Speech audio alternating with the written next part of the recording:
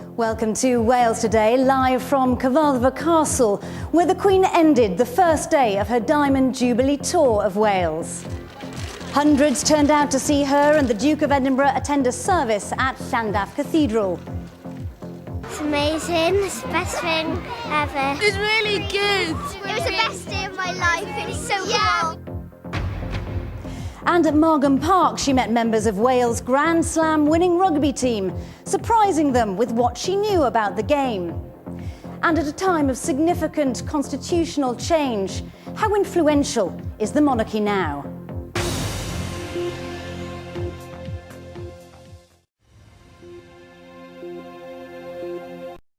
Welcome to Cyfarthfa Castle. This is where the Queen ended the first day of her Diamond Jubilee tour. And if it seems a little bit quiet here this evening, I can assure you that wasn't the case a few hours ago when the Queen was being shown around this museum.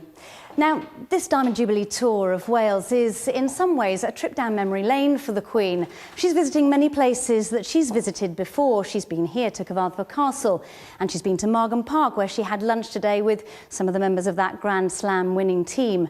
But her day began at Llandaff Cathedral with a service of thanksgiving, as Rebecca John reports. These school children didn't mind the long wait for the Queen and the Duke of Edinburgh. The first event of their two-day visit was a national service of thanksgiving at Llandaff Cathedral for the Queen's 60-year reign. It's amazing, it's the best thing ever. Really good. It was the best day of my life, it was so cool. We saw everywhere. 600 people attended the service. In his address, the Archbishop of Wales praised the Queen for refusing to airbrush faith out of national life. The service was led by the Dean of the Cathedral. Well, I was, teasing my friends in other cathedrals who thought she should have gone there, elsewhere, but I thought, no. This is the cathedral of our current Archbishop. It's in the capital city, or rather, the capital city is a suburb of Llandaff. That's how we like to look at it. And, it was just wonderful that she came. Not everyone was here to cheer the Queen. There was a small Republican protest. The royal couple's next stop was Margam Park, where they met hundreds of people at a reception. Among those waiting for them at the Orangery were Wales's Grand Slam winning rugby team. She asked us about our fixtures. I was quite impressed, actually. She must have read up on everybody here, and how she remembered that, I don't know. But she recognised the team, congratulated us on our success this year, which was very nice of her. After a lunch of suin, Welsh lamb and Welsh cakes, it was then on to Cyfarthfa Castle in Merthyr Tydfil. One famous former pupil of Cyfarthfa High School was delighted to meet the Queen again, proudly wearing his OBE. I attended the school and I had a fantastic time here because it must have been incredible going to school in a castle. I said, well, I didn't live in a castle like you, but at least I went to school in one. These two current pupils of Cyfarthfa High had an audience they'll never forget. Tom Hyer and Sophie Davis were only told a fortnight ago who the special guests would be. There was tight security, as there always is with a royal visit. Police say 2 men were arrested in Merthyr on suspicion of public order offences. Tomorrow, the Queen and the Duke of Edinburgh will visit Ebbw Vale and Glanusk near Crickhowell. They'll start the day with their third visit to Aberfan since the disaster in 1966. Well, showing the Queen around the museum today was the curator, Scott Reed. First of all, this isn't the Queen's first visit here, is it, to this area? No, she visited during wartime with her father, George VI, and she was last here during the aftermath of the Aberfan disaster in 1966. However, today was a much happier occasion. Yes. Did she tell you how she felt about being here today? Not in so many words, but I could see she was highly interested visiting Merthyr Tydfil and seeing all these artefacts here on display. Yes, and there were a couple of exhibits that particularly caught her eye, weren't there, Scott? Tell us first of all about this one. Right, this actually a portrait by Rolf Harris's grandfather, George Frederick Harris. It's actually of Rolf's grandmother, and it was painted shortly after Rolf's grandmother heard that one of her sons, Carl, had been tragically killed in the First World War, and you can actually see there's tears in her eyes. And what did the Queen say about that? Well, she remarked that obviously with Rolf's father and Rolf's uncle fighting together in the trenches, that Rolf must be thinking of this when he's singing Two Little Boys. So she's familiar with the Rolf Harris song, Two Little Boys. She is indeed. This is another probably quite timely exhibit with the local elections next week. Tell us about this and what the Queen said about this. Right, well, Merthyr Tydfil has a long working class tradition of politics in the town. It had quite an active Chartist movement, and one of the Chartists, William Gould, developed this, the first automatic ballot box in the world. Very simple, each candidate had their own box.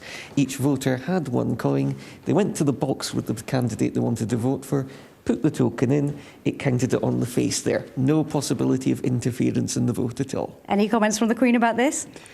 Not really, but again, quite interested, I think. And let's move on to the last exhibit that she really showed a particular interest in. What did she make of this dress? And tell us a little bit about it. Right, well, this dress is by Laura Ashley, and Laura Ashley was actually born in Dowlais, Merthyr Tydfil. And I was telling the Queen how the traditional upbringing she had in Merthyr Tydfil, her Christian faith and traditional upbringing there, had a huge influence both on Laura as a person and also an influence on her traditional Victorian designs that she carried on into her dresses. So the Queen, I could see, was definitely interested in that. Well, I'm sure she was. And thank you very much for talking to us and sharing some of your thoughts of today. Scott, thank you very much indeed. Now, today, of course, Wales is a very different place to the one it was 60 years ago, and this is a time of great constitutional change. What will the royals mean to us in the future? Will they be just celebrities or something more significant? Roger Pinney reports. She's opened bridges and tunnels here, sat through speech after speech, listened to our best singers and actors. And then there've been the handshakes, countless handshakes. North, south, east and west, she's done Wales. And always with the smell of fresh paint. This is Welshpool. The Queen came here 2 years ago during one of her Welsh mini tours. I was here that day and I can tell you the weather was very different. In bright sunshine, this high street was thronged with people. I'm back now because this is as good a place as any to test the temperature of royal sentiment. It was a trademark royal walkabout, a Queen making direct contact with her people. And young and old, the people of Montgomeryshire couldn't get enough of her. Although, to be fair, any local critics of the royal family would have stayed away that day. But for those who were there, it was an event to remember. Everyone was packed out, because I work at Butchers, and you can see all down here, there was just people with flags and everything like that. It was a real good day. Well, it's better than having a president. Don't you think? I think they're marvellous. I think there's a place for the royal family in Britain. It's part of Britishness. So, yeah. Long live the Queen. But do those warm feelings for the Queen go beyond sentiment? Few of us these days are all that aware of the Queen's full constitutional significance. She is, don't forget, head of state at the pinnacle of political power. We want to see a Wales where people do not reign over us just because they happen to have been born into a certain family. Today her visit to South Wales was marked by Republican rallies, keen to point out that a constitutional monarchy isn't the only way. The Queen really is not very welcome here. She's an irrelevance. In fact, the United Kingdom that she's Queen of is disunited and it's falling apart. I think once it gets down to its constituents' part, then I don't think we want a Prince of Wales, to be honest. It's an insult to us. And then there's the question of what happens next. Through devolution, the nature of our democracy is evolving. This assembly is here to represent the interests of Wales and its people. The future succession from the Queen to Prince Charles and then on to Prince William looks assured. What isn't assured is the United Kingdom or kingdoms they may reign over. I think in 50 years' time we probably still will have a monarchy, but what their function will probably be quite different.